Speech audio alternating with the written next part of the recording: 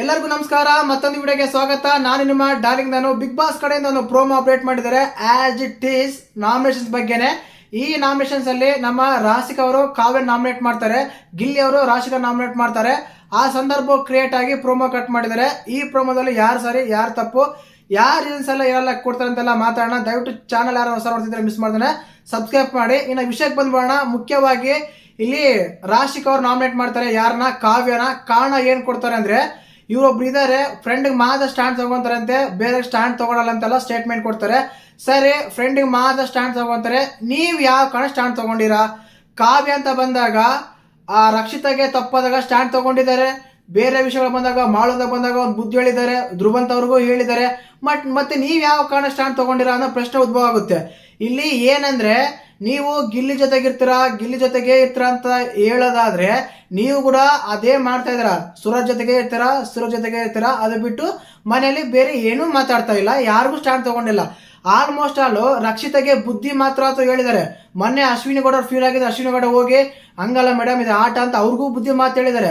ಜಾನ್ವಿ ಬಂದಾಗ ಜಾನ್ವಿಗೂ ಬುದ್ಧಿ ಮಾತು ಹೇಳಿದ್ದಾರೆ. ಸುಮಾರು ಸಲ ನಾನ್ ನೋಡ್ದ ಹಾಗೆ ಸುಮಾರು ಸಲ ಕಾವ್ಯ ಅವರು ಎಲ್ಲಾದ್ರೂ ತಪ್ಪು ಅನಿಸ್ತು, ಏನಾದ್ರು ತಪ್ಪು ಅನ್ಸ್ತಂದ್ರೆ ಕೇವಲ ಗಿಲ್ಲಿಗೆ ಮಾತ್ರ ಅಲ್ಲ, ತುಂಬಾ ಜನ ಕೇಳಿದ್ದಾರೆ, ತುಂಬಾ ಜನಕ್ಕೂ ಆ ಬುದ್ಧಿ ಮಾತು ಹೇಳಿದ್ದಾರೆ. ಬಟ್ ನೀವು ಯಾರು ಹೇಳಿದ್ರೆ ನಂಗೆ ಗೊತ್ತೇ ಇಲ್ಲ. ರಿಷಾ ಗೌಡ ಇದ್ದಾಗ ನೀವು ಬರೀ ಬ್ಯಾಕ್ ಪಿಚಿಂಗ್ ಮಾಡೋದ್ರಲ್ಲೇ ನಿಲೀಮನಾಗಿದ್ರಿ. ಈಗ ಅದನ್ನ ಬಿಟ್ಬಿಟ್ಟು ಪರವಾಗಿಲ್ಲ ಅನಿಸ್ತಾ ಇದೆ. ನಾವು ನಾಮಿನೇಟ್ ಮಾಡಿದ ತಪ್ಪಂತ ಹೇಳ್ತಾ ಇಲ್ಲ, ನೀವು ರೀಸನ್ಸ್ ಕೊಟ್ರಲ್ಲ, ಒಬ್ಬರ ಜೊತೆಗೆ ಇರ್ತಾರ, ಒಬ್ರಿಗೋಸ್ಕರ ಸ್ಟ್ಯಾಂಡ್ ತಗೊಂತೀರ ಅಂತ. ಆ ಸ್ಟ್ಯಾಂಡ್ ಅವ್ರು ಎಲ್ಲರಿಗೂ ತಗೊಂಡಿದ್ದಾರೆ, ಜೊತೆಗೆ ಗಿಲ್ಲಿಗೂ ತಗೊಂಡಿದ್ದಾರೆ. ಇದು ಫ್ಯಾಕ್ಟ್ ಅಂತ ಹೇಳ್ಬೋದು.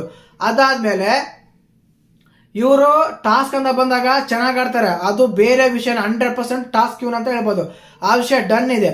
ಬಟ್ ನೀವು ಈ ವಿಷಯ ತಗೊಂಡೋಗಿ ನನಗಿಂತ ಟಾಸ್ಕ್ ಅಲ್ಲಿ ಕಂಪೇರ್ ಇಲ್ಲ, ನನಗಿಂತ ಅದ್ರಲ್ಲಿ ಕಂಪೇರ್ ಇಲ್ಲ ಅಂತ ಹೇಳಿ ನಾಮಿನೇಟ್ ಮಾಡಿದ್ರೆ ಆ ವಿಷಯನ ತಗೋಬೋದಾಗಿತ್ತು.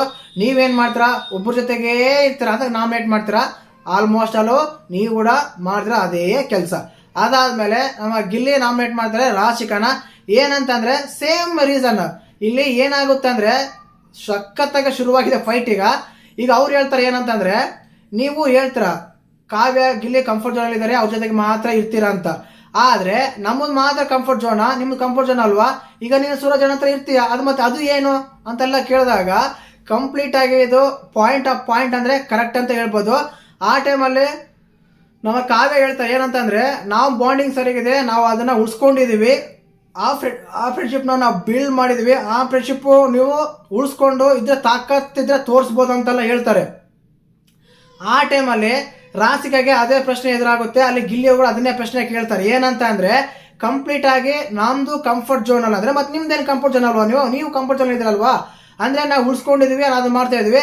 ನೀನು ಸೂರಜನ ಹತ್ರ ಉಳಿಸ್ಕೊಂತ ಎಲ್ಲ ಕೇಳಿದಾಗ, ಹೌದು ಇನ್ಮೇಲೆ ಅದ್ ರೀತಿ ಕೇಳಿಲ್ಲ, ಇನ್ಮೇಲೆ ನಾನು ಮಾಡ್ತೀನಿ, ಇನ್ಮೇಲೆ ಮಾಡ್ತೇನೆ ಅಂದ್ರೆ, ಈಗ ಡೈರೆಕ್ಟ್ ಆಗಿ ಹೇಳ್ತಾರೆ, ಸೂರಜನ ಮಾತು ಕೇಳ್ತಾರೆ. ನೀವ್ ಯಾವ ರೀತಿ ಇದ್ರ ನಾವು ಸೂರಜ್ ಅದೇ ರೀತಿ ಇರ್ತೀವಿ, ಸೂರಜ್ ಇನ್ಮೇಲೆ ನಾನು ಹೇಳ್ತಾರಂತ. ಸೂರಜನ ಡೈರೆಕ್ಟ್ ಆಗಿ ನಿನ್ ಮೇಲೆ ಹೇಳ್ತಾರೆ ನೋಡಿ, ಬ್ಲೇಮ್ ಮಾಡ್ತಾರೆ, ನಿಮ್ ಬಗ್ಗೆ ಹೇಳ್ತಾರೆ ನೋಡಿ ಅಂತ ಸೂರಜ್ ಅವ್ರಿಗೆ ಅಲ್ಲಿ ಗಿಲ್ಲಿ ತೋರಿಸ್ತಾನೆ. ಮಾತಲ್ಲ ಅಂತ ಗಿಲ್ಲಿನ ಗೆಲ್ಲಕ್ಕಾಗಲ್ಲ ಅನ್ಸ್ತಾ ಇದೆ. ನನಗೆ ಈ ರೀಸನ್ ಇಷ್ಟ ಆಯ್ತು. ಇಲ್ಲಿ ನನಗೆ ಕಾವ್ಯಗಾನೋ ಗಿಲ್ಲಿಗೆ ಸಪೋರ್ಟ್ ಮಾಡ್ತಾರೆ, ಈ ಕಮೆಂಟ್ಸ್ಗಳು ಬರ್ತವೆ, ಅವು ಬರ್ತಾ ಇದ್ರೆ ಬರ್ಲಿ, ಏನಾಗಲ್ಲ. ಬಟ್ ನ್ಯಾಯ ಮಾತಾಡೋಣ. ಏನಂದ್ರೆ, ಸರಿ ಆಯ್ತಪ್ಪ, ಗಿಲ್ಲಿ ಕಾವ್ಯ ಕಂಫರ್ಟ್ ಝೋನ್ ಇದ್ದಾರೆ, ಒಪ್ಕೊಳ್ಳೋಣ. ಮತ್ತೆ ನೀವೇನ್ ಮಾಡ್ತಾ ಇದ್ದೀರಾ ರಾಶಿಕಾ ಅವರೇ? ನಾನು ಇಲ್ಲಿ ಟಾಸ್ಕ್ ಬಗ್ಗೆ ಮಾತಾಡ್ತಾ ಇಲ್ಲ, ನೀವೇನ್ ಮಾಡ್ತಾ ಇದ್ದೀರಾ? ನೀವು ಅದನ್ನೇ ತಾನೇ ಮಾಡ್ತಿರೋದು.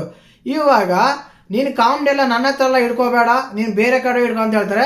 ಹೌದು, ಅವ್ರು ಕಾಮಿಡಿನೇ ಮಾಡೋದು, ಕಾಮಿಡಿ ಪೀಸು ನೀನು ವೇಸ್ಟ್ ಅಂತ ಹೇಳ್ತಾರ. ಆ ಕಾಮಿಡಿಗೆ ಜನ ಮೆಸ್ತಾ ಇದ್ದಾರೆ. ಆ ಕಾಮಿಡಿಲಿ ಗಿಲ್ಲಿ ಅಲ್ಲಿ ಕೂಡ ಕಾಮಿಡಿ ಮಾಡ್ತಾರೆ. ಏನೋ ಗೊತ್ತಾ, ನೀವು ತುಂಬಾ ಕ್ಯೂಟ್ ಆಗಿದ್ದೀರ ಅಂತಾರೆ. ಹೌದು, ನಾನು ಕ್ಯೂಟ್ ಆಗಿದ್ದೀನಿ, ಇದು ಕಾಮಿಡಿ, ಈ ತರ ಕಾಮಿಡಿ ಮಾಡ್ಬೇಕಂತ ಹೇಳ್ತಾರೆ. ಎಂತ ಮರ ಪ್ರೋಮೋದಲ್ಲೂ ಕೂಡ ಕಾಮಿಡಿ ಮಾಡ್ಕೊಂತಿರ್ತಾನೆ. ಇದು ಸಖತ್ತಾಗೆ ಕಾಲ್ ಎಳೆದಂತ ಆಗಿತ್ತು. ಅದಾದ್ಮೇಲೆ ಇಲ್ಲಿಗೆ ರೀಸನ್ಸ್ ಕೊಟ್ಟು ಚೆನ್ನಾಗಿರೋದು. ಬಟ್ ಇಲ್ಲಿ ಕೂಡ ಗಿಲ್ಲಿ ಸ್ವಲ್ಪ ಓವರ್ ಆಕ್ಟಿಂಗ್ ಮಾಡ್ತಾನೆ. ನೀನ್ ಆಚೆಯಿಂದ ಮನೆಗೆ ಹೋಗ್ತೀನಿ, ಮನೆಯಿಂದ ಆಚೆಗೆ ಹೋಗ್ತೀಯ, ನೀವು ಮನೆಯಿಂದ ಆಚೆಗೆ ಹೋಗ್ತೀಯ ಅಂತೆಲ್ಲ ನಾಮಿನೇಟ್ ಮಾಡಿ ಅವ್ರನ್ನ ಟ್ರಿಗರ್ ಮಾಡ್ತಾ ಇದ್ದಾನೆ. ಇರಿಟೇಟಿಂಗ್ ಕೊಡ್ತಾನೆ ಇದನ್ನ ಅಂತ ಹೇಳ್ಬೋದು. ಬಟ್ ಆ ಟೈಮಲ್ಲಿ ಯಾವ ರೀತಿ ರಿಯಾಕ್ಟ್ ಆಗಿದೆ ಅಂತ ಎಪಿಸೋಡ್ ನೋಡಿ ಮಾತಾಡೋಣ.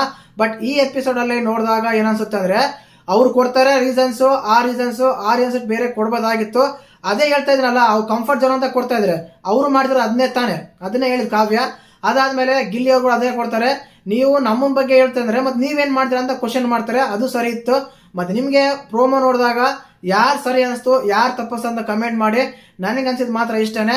ನಾಮಿನೇಷನ್ಸ್ ಬಿಸಿ ಇನ್ನೂ ತುಂಬಾನೇ ಇದೆ. ಖಂಡಿತವಾಗ್ಲೂ ಇನ್ನೊಂದು ಸ್ವಲ್ಪ ಹೊತ್ತಲ್ಲೇ ನಾಮಿನೇಷನ್ ಎಲ್ಲ ಯಾರಿದೆ ಅಂತೆಲ್ಲ ಹೇಳ್ತೀನಿ. ಅದನ್ನು ಕನ್ಫರ್ಮ್ ಆಗಿಲ್ಲ. ಕನ್ಫರ್ಮ್ ಆದ್ಮೇಲೆ ನಿಮ್ಗೆ ತಿಳಿಸ್ಕೊಡ್ತೀನಿ.